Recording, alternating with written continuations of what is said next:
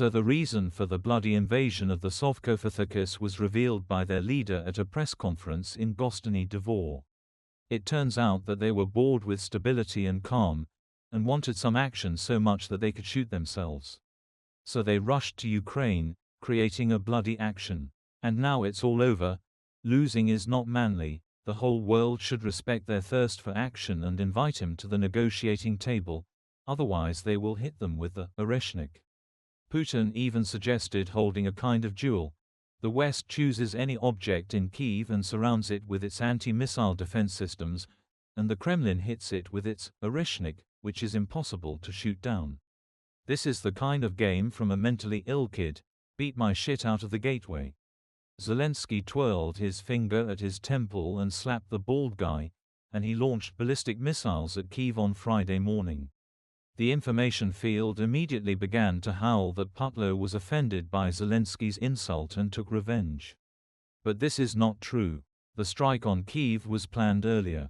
Such things do not happen spontaneously.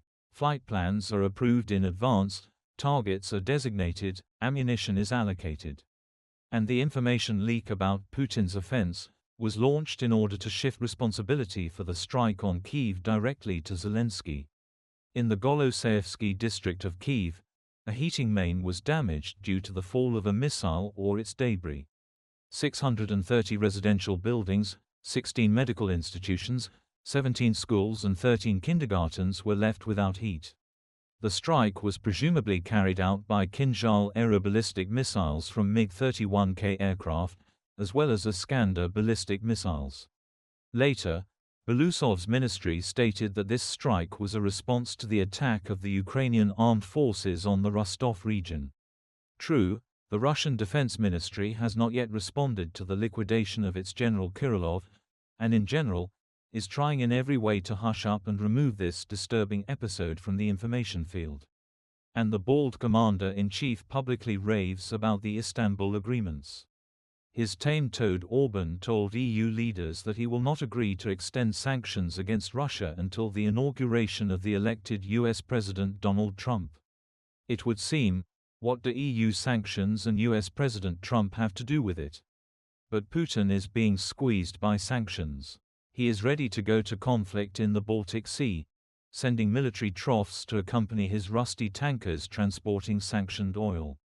His zombie economics is dying every day, and the general's victorious reports sound like a funeral march. Every day, the Sotnik-TV lose more than 1,000 skins at the front, sometimes exceeding the 2,000 mark. There is no meat here. But these are not strategic battles, but local battles, bloody assaults, for the forester's hut. Trump's appointed special representative for Ukraine, Keith Kellogg, assumes that Zelensky will give up some of the territories controlled by the Rashists, but this is nothing more than a call to violate the constitution of Ukraine, which prohibits trading in territories. And in general, it looks like treason. Wouldn't it be easier for Trump himself to set an example and give Alaska to the bald man? And right now the United States is easing sanctions against Gazprom Bank so that Turkey and Hungary pay for Russian gas. Slovakia hasn't cried for such generosity yet. Ukraine is winning the economic battle so far. Its economic sector is showing decent results, and even the key rate remains at 13.5%. On Friday, the Central Bank of Russia did not dare to raise the rate, essentially giving in to the onslaught of oligarchs and deputies who are already openly attacking Nabiullina, calling her actions sabotage. Probably, it was decided to leave the worst for later. Inflation expectations reached 13.9% in December, and how maintaining the rate at 21% will affect inflation processes will become clear in the near future.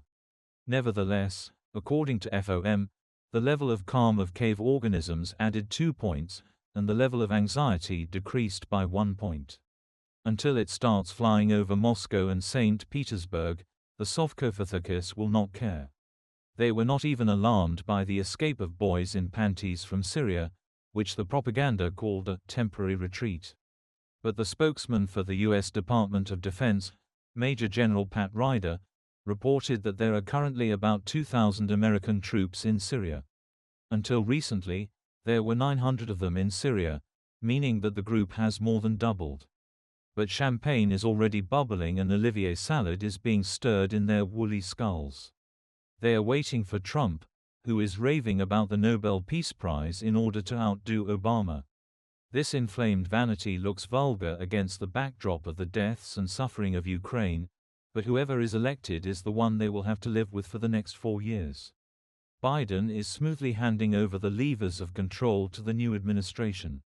If Trump bans Ukraine from using long-range missiles, Kyiv will have to increase the production of its weapons and return to Ukraine those combat-ready men who fled, and prepare them for combat confrontation.